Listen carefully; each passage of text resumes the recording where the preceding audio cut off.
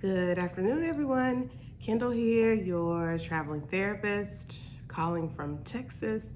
I have about 6 days left until I return to Beijing, and I wanted to come to you, as always, with this week's Expat affirmation. As always, I hope that you're doing well. I hope that you've enjoyed whatever the summer has looked like for you, that you've been able to connect with people that you care about, that you've been able to rest, recharge, rejuvenate, just have fun, right? Just help you feel a more engaged and connected life, right? So I want you to find a space so that you can get centered and mindful and open and willing. And we'll get right into this affirmation. I will nurture the relationships that are reciprocal, loving, affirming, and empathetically challenging. I will prioritize connections where I feel seen, heard, and appreciated. I will begin with loving myself in these healing and transformative ways. You know what I'm about to say? I love this one because I say that every week because it's always true. But I've noticed that a lot of things I've been talking about lately and experiences that I've been having have been around interpersonal relationships, community, connection. And so I felt like this was a really apropos affirmation for this week. And I don't know, one of the things that keeps hitting me as I read it is the importance of reciprocal relationships. If you find yourself connect to a situation, a person, a group where you're often doing the work alone or not receiving reciprocated, connecting and reaching out, maybe that's pause for you.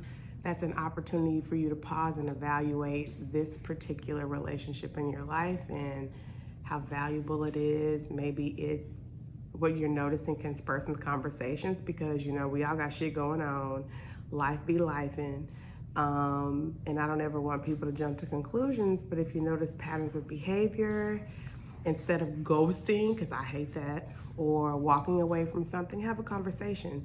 And you may recognize that the relationship you're in, the situation, the group, the connection may have run its course, which happens all the time. But I think the key is to recognize what you feel like you're receiving or not, right? Do you feel loved? Do you feel affirmed? Are you challenged with compassion and empathy?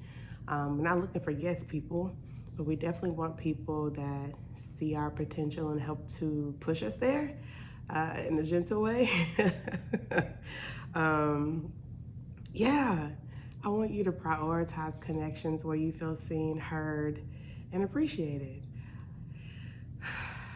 I think that does start with loving ourselves first, right? Knowing that we're worthy of the healthiest and consistent relationships. A lot of that depends on your attachment style, right? And when we know that we're worthy of the best, we tend to operate differently. And sometimes it takes us some work to get to that point, and that's okay. That's why you work with a licensed professional to help you to uncover all these things and identify the strengths that you inherently already have and amplify those and learn how to relate with others in a healthier way, right? Setting boundaries, asking for what you want, being reciprocal, because what you ask for, you want to be able to give too, right? It's not a one-way street. So I really like this affirmation because community is so important as it relates to how we heal. We're not meant to be living in isolation. And if you notice now I know we have different personalities, extrovert, introvert, but even for my extroverted sisters and brothers and non-binary individuals, we still need community.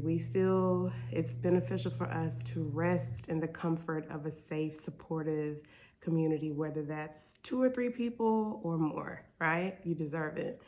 So I'm going to read this affirmation one more time. I'm not going to hold you long today. I will nurture the relationships that are reciprocal, loving, affirming, and empathetically challenging. I will prioritize connections where I feel seen, heard, and appreciated. I will begin with loving myself in these healing and transformative ways.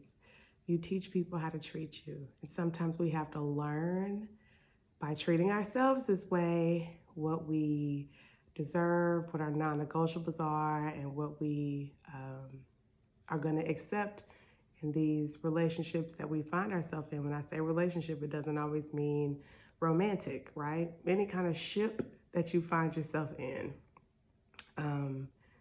Yeah, so the key is to have conversation, to notice.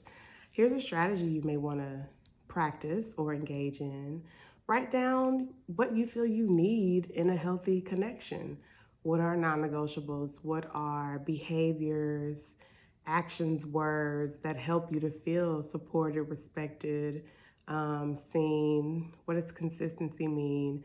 You know, make a list of these things and then maybe spend some time evaluating your current relationships against this list that you've created, recognizing that, you know, life happens, people may be in different stages of life, but lots can be cleared up through conversation. But I think that if you take some time to really dig deep about what you want, what you need, and what you desire, you'll gain some clarity. So thank you as always for joining me this week. I hope this affirmation again helps you. Follow us on Instagram at the Black Expat Experience. Follow us on any podcast platform of your choice. Join our community on YouTube at Aspire_Counseling Well. And join our community at aspirecounselingwell.com. Sign up for the bi-weekly newsletter. I'm really working on that for you.